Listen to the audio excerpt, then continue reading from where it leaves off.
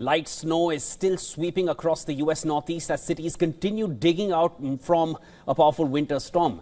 And this is with dangerous ice compounding the region's cleanup efforts, especially in the New York airports. At John F. Kennedy International Airport, aircraft were undergoing de-icing operations as sub-freezing temperatures persisted, slowing recovery at one of the country's busiest travel hubs.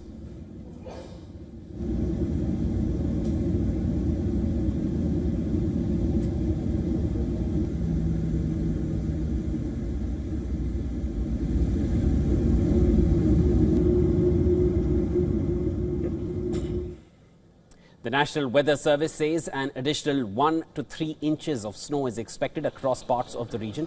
This is modest compared to the earlier storm, yet enough to worsen already hazardous conditions. In New York City, crews are racing to clear towering snowbanks that show little sign of melting. In case the snow melts, it is likely to turn into black ice, creating slick and unpredictable road conditions across the region. The city has spread massive quantities of salt and deployed emergency shovelers to reopen streets and sidewalks. The post-storm hazard reached beyond airports and roads. In Rhode Island, police confirmed a university student died from carbon monoxide poisoning after remaining inside a snow-covered vehicle. Forecasters warn icy conditions could persist even after snowfall tapers off. Residents have been urged to limit travel and use caution until safe circumstances are confirmed by authorities.